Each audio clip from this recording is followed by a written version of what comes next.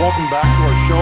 Today we have an awesome guest here from Sioux Falls Lincoln High School in Sioux Falls, South Dakota, Coach Eric Struck. Coach, introduce yourself to our audience.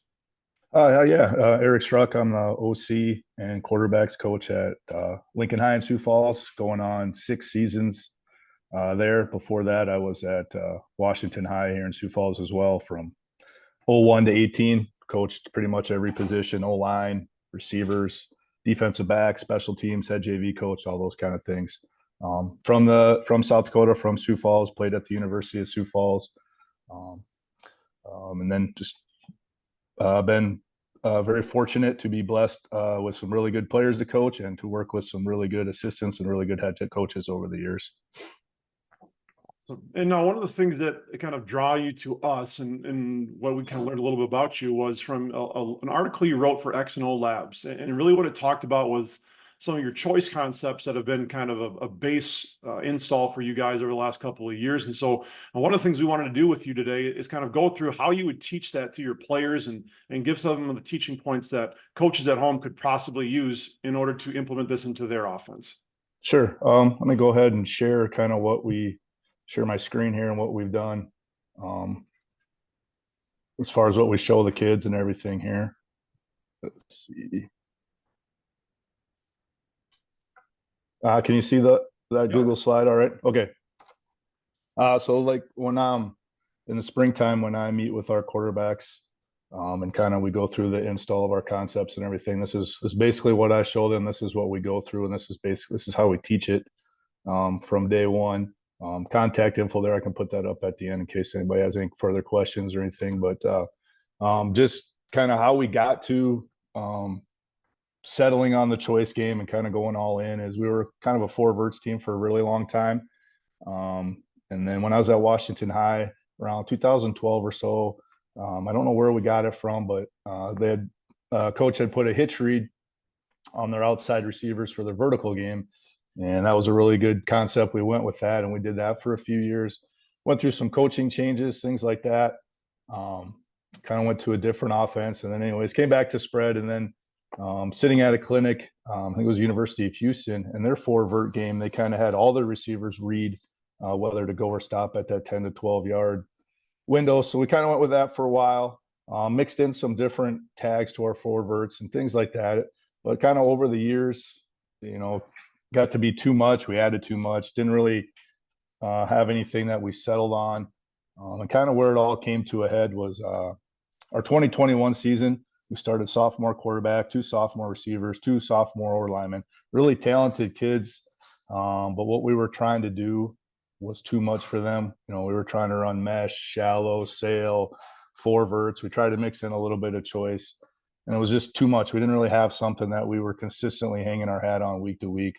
So we had a lot of turnovers that season, a lot of interceptions. There was a lot of games where, maybe we're running a concept we hadn't run in 3-4 weeks, and our quarterback didn't really know where to go with the football if it wasn't, where we had planned on it going, things like that. So, we wanted to reduce turnovers, maximize our talent, have something that we could do every single week that we could hang our hat on. It didn't matter what the coverage was, what the defensive structure was. We could just run it. Kids would be comfortable with it. If there was any weirdness from the defense, we'd have built-in adjustments, reads that we go to, and that's kind of how we settled on the deep choice game. So one of the benefits of Zoom clinics and things like that is you get access to all these different clinics, coaches that you can talk to that you never would have previously. So kind of diving into this, getting access to those colleges and whatnot that run it consistently, Baylor, Central Florida, Tennessee, things like that. Being able to watch clinics, talk to coaches across the country, we settled on we're going to go all in. So 2022 season is kind of where we decided like this is what we're going to do, and we have taken off the last couple seasons. So overall, we run the deep choice on the outside. We run it on the inside, and then we also run where it's a combination of outside choice on one side, inside choice on the other. So when we did that in 2022, our interceptions went from 18 to 8, and our touchdowns went up from 20 to 36. We weren't a very good running football team, so our passing yards went way up, over 3,000 And then just this past season, touchdowns went up even more to 44. Interceptions went down to 6. And then our passing yards weren't quite as high. We were a much better running football team. And we had some games that, we were way up in or whatever that we didn't really have to throw the football. But anyways, over the last 2 seasons where we've pretty much just settled on the deep choice stuff, we've thrown a combined 80 touchdowns with only 14 picks and almost 6,000 yards. So it's been a huge, huge benefit statistically, and our kids have had a lot more success, a lot less failure, things like that. So just getting into how we teach the outside choice. So in the most standard way is 2x2. That's where it's most common for us. Well, if we call it 10 times, probably 9 of them are going to be from 2x2. There's some flexibility within that where you can tag both the outside receivers. You could tag just one outside receiver. For us, it's pretty much both every single time. It just kind of makes it easier to teach the quarterback and gives us a couple more options, things like that. But we tell our receivers, you're going to sprint at the belly button of the corner for 10 yards, and then you're going to make your choice. So if you're even or obviously running by the cornerback, you're going to keep going, you're leaving.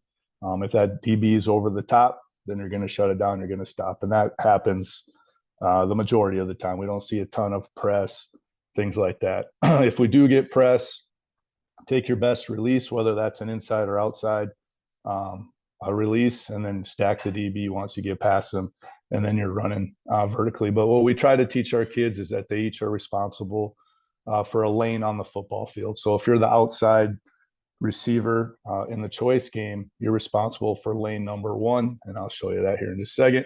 Our typical alignment is if we're to the field, we want to be at the top of the numbers. And if it's to the boundary, we want to be about 2 yards from the tick marks. And that's something a little bit different. So on some of these film clips, we'll probably be a little bit tighter, but we're really trying to spread the field as much as possible. And then if the ball's in the middle, we want to be about as close to the sideline as we can as well. And we're just trying to get one-on-one versus the corner. So this is kind of our base alignments here. So if the ball were on the left hash here, we'd be at the top of the numbers there. And if the ball were in the middle or right hash, we'd be just outside those tick marks towards the sideline. So the basics, and this is how we teach everybody, quarterbacks, receivers, is that we're dividing the field into a 4-lane highway. So lane 1 is top of the numbers to the sideline. And then that would be the same to the weak side or the boundary side as well. And then lane 2 is top of the numbers to the hash, and that would be the same on the other side as well. And then the median is basically between the hashes, and we try to stay out of that area as much as possible. And that's typically reserved for the check down by the running back, which we don't hit a whole lot, but that's kind of his space right there. So if you're just looking at it like this, and it's a little bit blurry, so I apologize, but basically the outside receivers have that whole area kind of at their disposal between the numbers and hash, and then the inside receivers kind of work in that middle space between the hash and the numbers. So if you're looking at this here at the bottom, this is typically the throwing lane that we're looking for. Okay, you can see by the inside receiver here how his route is keeping this overhang, this apex defender inside the hash, which is giving now our quarterback a clear window or clear lane to throw to the outside receiver. So ultimately, like in a best case scenario, this is what we want it to look like. This is what it should look like. If you're the inside receiver, so the receiver outside of you has been tagged with the outside choice, your alignment then is to split the numbers in the hash if you're to the field. And then if you're to the boundary, we try to get to the middle of the numbers. But typically when it gets to the short side of the field, we're either going to stack them or we'll go 3x1. So that doesn't happen a whole lot. And if the ball's in the middle, try to get as close to the top of the numbers as you can. So if you're the next man inside, we tell them, basically your job is to keep 2 defenders away from the outside receiver. Your job is to keep the overhang and the safety near that hash area in that lane 2, so that it will keep lane one open. So we call that a bury route. And that basically they're doing what it means is they're just going to kind of bury themselves in between those two defenders and try to hold them in that lane two area. If they feel they need to feel the overhang defender, but they're still looking at the safety as they release vertically. And if they feel that overhang, widen or take off and try to get underneath number one, they're going to get their eyes to the quarterback right away and just kind of sit down. So this route can look a lot of different ways. I'll show you here in a second. Oops, did I skip one? No. Okay. But it could be a true almost bender dig route. It could almost be a curl. It could be just a quick seam. It really kind of depends on the reaction of the defense. Quarterback basics. Quarterback's responsible for lane two, so it's a little maybe backwards than what you would expect the quarterback to be looking at. You might think he should be looking at the corner for which throw he's going to make or whatever, but he's really concerned about the overhang or the lane two defender, because if he widens, now he's got to throw the inside route, and if he stays, then he knows he's got the outside route, and the receiver is going to determine what that route is. Pre-snap, first step in the drop of the snap, quarterback's going to look at the weak safety, and he's just going to determine if that safety is going to stay or if that safety is rotating to the field. If he rotates to the field and we've got both outside receivers tagged, he's going to want to go to the boundary, things like that. If nobody moves at all, take the shortest, easiest throw, or where you have numbers advantage. So sometimes you might have a 3/2 to the field, but maybe it's just corner safety to the boundary or vice versa or something like that. Then you'd want to take at least where it's even. If there's just one side tagged, which we don't do very often, find the corner, find the lane two defender, and that's really all you have to worry about. As far as footwork goes, if we have a little tag in our pass protection, that's just kind of a token play fake. If that's the case, he's going to show the ball and then take a 3-step drop. If there's no play fake in it, he's going to take a little punch step and then take his 1, 2, 3 drop. And by the time he hits his third step, ball should be out. And there's a couple instances where if it's press coverage pre-snap and you're throwing the vertical part, the ball's probably going to be out before you hit your third step anyways. But that doesn't happen a ton. If the overhang will widen out and try to get underneath the stop route or the route of number one, then we're looking to throw the ball to the bury route in lane two. If that overhang or lane two defender stays in lane two, then we know the ball is going to go outside. So pre-snap, as you can see, the barrier route there has got a few different markings of where it could be, where it could stop. And really it could hit at any point between the numbers and hash, at any point past, in that 5 to 12 yard window. It really just kind of depends on the defense we're playing that week, how they decide to handle, that scheme, that formation. But there's a lot of times where this barrier route is more open than the outside route, especially if we've had success hitting the outside choice and they're concerned about it, then we can get some quick shots to the inside there. And this is just what it would look like to the field. And this is just if we had one side tagged, this is kind of what we'd be looking at. Okay, quarterback notice there's no lane two. It's basically 2/2. All right, we're just looking, make sure that this guy doesn't roll down and widen out at the snap. If he stays where he's at, we're in good shape, and we'll throw whatever route this receiver determines to run once he hits his landmark. And this would just be if it's both sides tagged, which is what we do 99.9% of the time. We very rarely just do the one side. Switch would be our next way that we run it. And basically that just tells the outside receiver you're now running the inside barrier route, and inside receiver you're running the choice route. So we'll just, we number our receivers 1 through 5. So we just tag whatever number is going to run the concept, and they know if it's these two inside numbers, then it's switch, then they'll run the switch concept. What we try to do is push vertical about 5 steps before we make our switch release. helps us create a little bit more separation. That overhang or lane 2 defender kind of gets lost in the shuffle and doesn't really see that outside guy working inside when we get vertical like that. And all the choice options from just a regular outside choice are still there, and the read stay the same for the quarterback. So terrible drawing here, but you could see, what that would look like. And the circle defenders are still our lane 2 overhangs, and that's what our quarterback is concerned about right there. And then this would be again 2x2. 3x1, we don't really do this a whole lot, and there's some clips I can show you. Kind of, it makes it a little bit tough to the one receiver side, but we can just do one side or we can do both again. And in this case, since there's 3 receivers to a side, outside receivers tagged on the choice, then the 2 inside receivers would still run a bear route. So it looks similar to your 3x1 4 verticals concept, but historically 3x1 4 verts, you're looking to hit number 2 or number 3 either on the bender seam, or we're still looking to hit the outside receivers to either side. And that's kind of what it would look like in a 3x1 set. Okay. That's it for my outside choice. I know I went through kind of fast. Do you have any questions about any of those? No, I think that, the big question I was going to have at the beginning was just kind of like what your quarterback teaching progression is. But then when you talked about that overhang player, that's kind of important for him.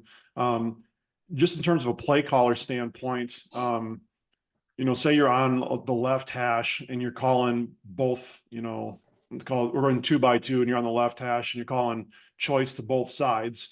Are you telling that quarterback then to read that boundary safety to determine whether or not he's got rotation towards the field then, and then determining whether he goes field or boundary with it? Or do you have any other tips of how to tell that quarterback? Yeah, his eyes are always going to start to the boundary safety side, and that carries over to a lot of our other stuff that we do. But he's always going to look and see if there's some sort of rotation going on. So we try to tell them like it might be 3x2 to the field, but they rotate weak.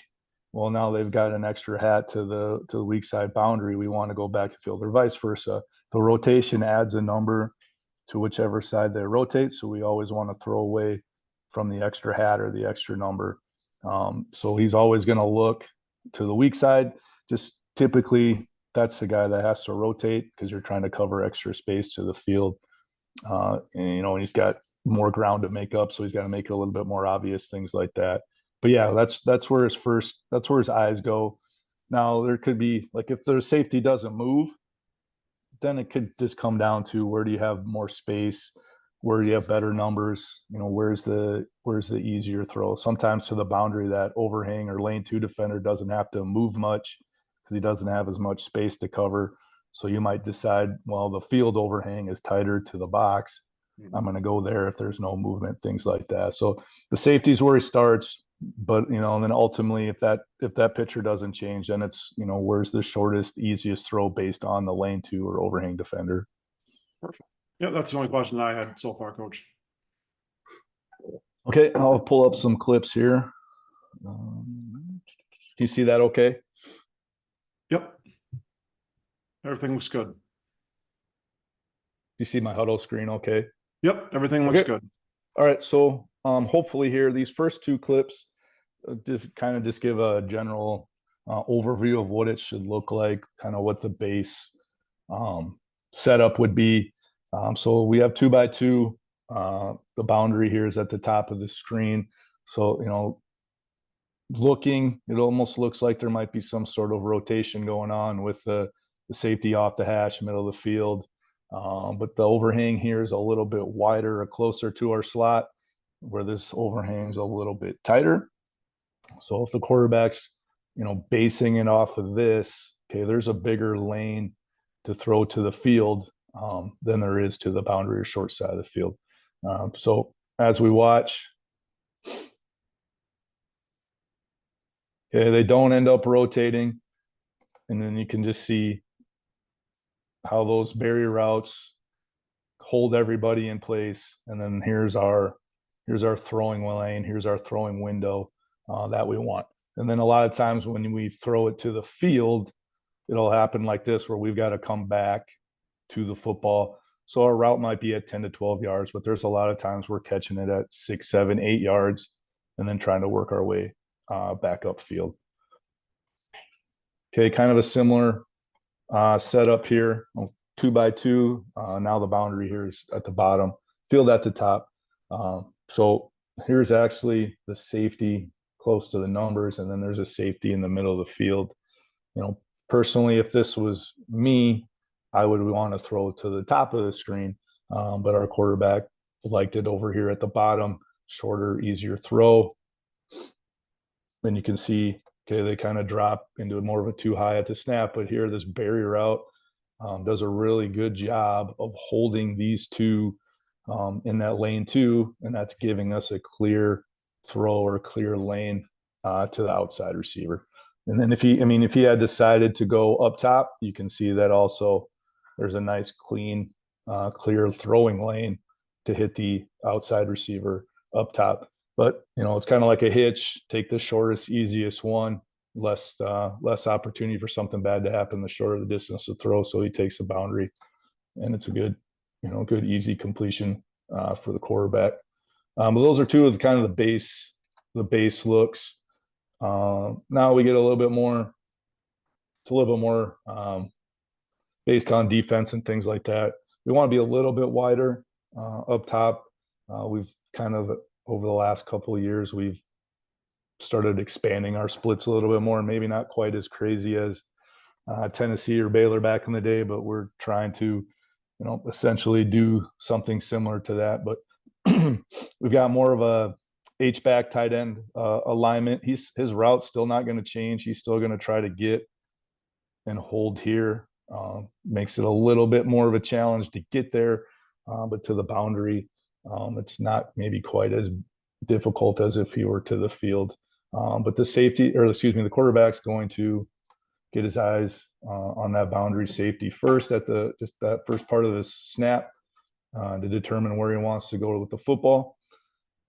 So here we get rotation to the boundary safety. So the quarterback's eyes immediately go to the field, and then there's our throwing lane that gets opened up by the barrier route. So again, just real quick. Okay, safety rotates, right? We essentially have now 2/2 because he's moving away from the concept, whereas now you're getting 3/2 to the short side of the field. So quarterback knows he immediately wants to go to this side. And if for some reason this guy would have widened out, he would get his eyes to the quarterback right away. And we try to throw that right now. And I know that's not an easy throw for a lot of high school quarterbacks to make. We were pretty lucky. This kid was a big-time player, stud for us. Now it's press. And this is more like a 2-minute situation. It's the end of the half. There's not necessarily a great spot to go with the football. We're basically getting cover 2 man. So one, quarterback knows if I'm throwing the outsider out, it's the vertical. And then 2, I've got to fit it in between, the corner and the safety. So at the snap, okay, this safety is a little bit more on the hash. He's a little bit more inside. So quarterback felt like he has a little bit more space to the field. And again, I know this is, that's pretty difficult throw and catch, but again, different defensive look, same play. And we're just running now the vertical part of it, and the quarterback puts it basically where only our guy could get it. Kind of same thing here. So this concept can be really flexible. You can do it a bunch of different ways. And one of the benefits of it is the kids kind of have control. We don't have to always call the perfect play. We can just talk about technique. We can work on different techniques. We can work on different situations. So we have a 3rd and 11 here. We're getting a little bit of soft coverage to the field. We're getting press to the boundary. This was his go-to guy. So He just knew based on film study that at a certain point, this corner is going to flip his hips. We don't need to worry about it. We're going to throw the back shoulder, which is essentially the vertical route, just coming out a little bit quicker, and obviously not for 20 30 yard gain. It's 12 13 yards, but this is, again, just kind of the flexibility of the concept, doing this route over and over and over again, and these guys playing and working together so much that they're on the same page and they know what to do, and it's a big first down in a big game. Okay, so a couple clips ago, this team, same game, they were rotated to the boundary, and we're playing like some kind of cover three. This is the exact same play. We haven't called anything different. We haven't changed anything. We get a different reaction from the defense. We get a different pre-snap look, and the results are different. Still a completion, but the routes now turn into vertical routes just based on what the defense is doing. And now the boundary safety is opening up to the field. So now the quarterback knows he's going to go to that boundary side.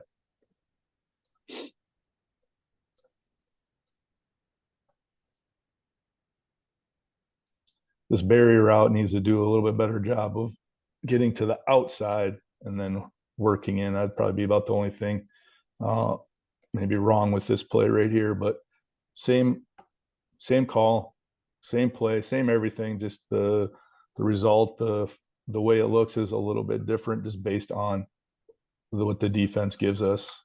And if he had decided to go to the field, maybe he didn't think this guy was going to be a factor. I mean, you basically have the same thing. Okay, you got your vertical up top, barrier route keeps him away. You've got one-on-one on either side.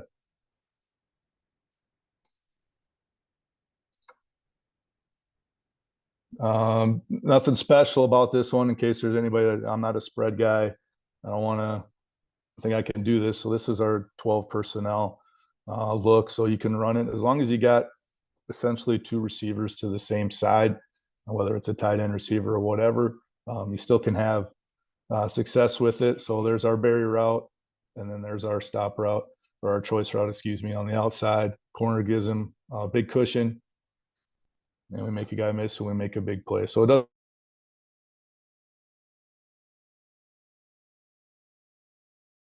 Two receivers to a side, you can have success.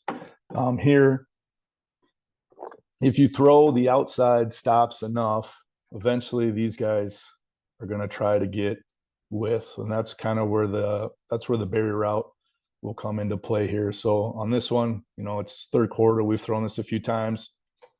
This is our stud receiver. He's working out. Quarterback's ready to throw right now. The inside receiver is not quite ready to go, but he gives him just a second.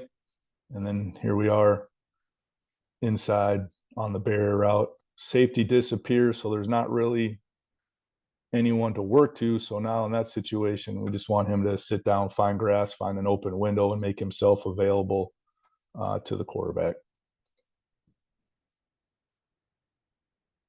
And then one thing that we're kind of our emphasis this summer is if these backers all want to split and get wide, we want to replace with the running back, and then that would be option number 3 for the quarterback, which we don't get to very often. It's tough. It's tough to get them to option number 3. Plus, usually one of these two routes are there at some point in the drop in the progression. This one's a little blurry because of the rain here, but up top, kind of the same thing, right? They're kind of wide or pushed to the field. There's essentially 4 defenders outside the tackle box. So we're a little outnumbered there. Where it's 3-on-2, it's not exactly great to our advantage. But he does a great job of bearing and then sitting in the hole, finding grass. And then our quarterback just puts it on him. So again, this isn't called curled route. This isn't called anything. It's just we've run this so many times. They find the holes in the defense. They learn how to find grass. They learn how to sit down. And then the quarterbacks and the receivers are always on the same page.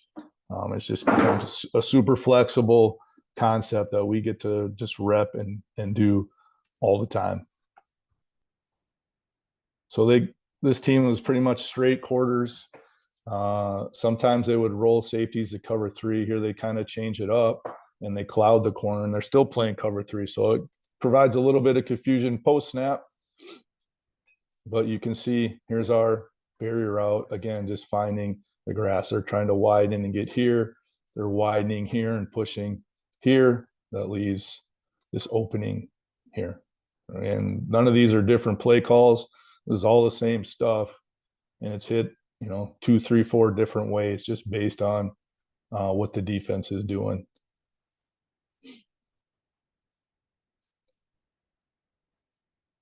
A couple 3x1s. So the problem we run into with 3x1 is how do you control that guy? So some things, well, let me play it out here. Some things we've tried to do or work on is if he stops and he sees him getting here, you can just move into the next window and curl it. We've also talked about if the corner is playing an outside leverage that we could maybe take the post. It's preference. It's whatever your kids are comfortable with and know. And then a lot of times what we've ended up doing is just making sure the back is on this side or ends up on this side. And then he runs his stop route right there to either hold that guy or, if the quarterback went to this side, he could just go, 1 to 2. So eventually, essentially this is kind of like a little mini barrier route, little check down. But we don't do this a whole lot out of 3x1.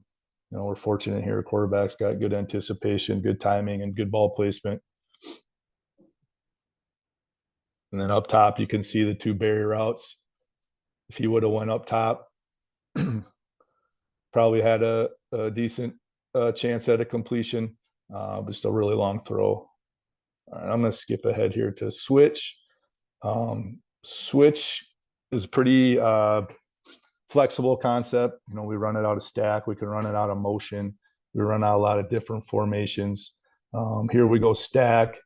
We go fast, and they end up having just the one corner up at the top. So quarterback basically has his choice of whatever route he wants to throw there. So now he's taking the vertical on the outside, which is technically our inside receiver.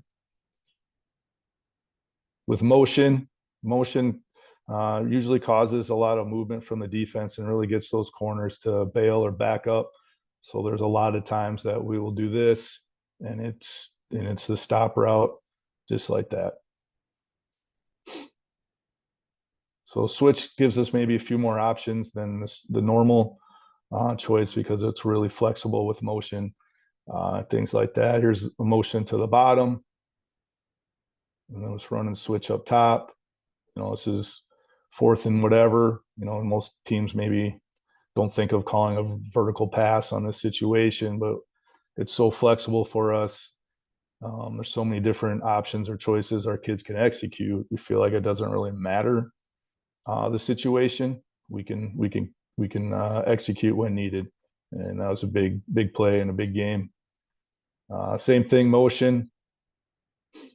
Defense widens out, and then we're able to hit the barrier route to the inside. And a lot of times with the switch, it's the inside route that we hit a little bit more than the outside choice. Motion to 3x1, run the switch, and then if you're a solo receiver, then you don't have a switch. You're just running the choice on your own, and we get the 2 barrier routes to the outside. And then last one here, stack, defense misaligns, misplays it, and that leaves our barrier route wide open to the field.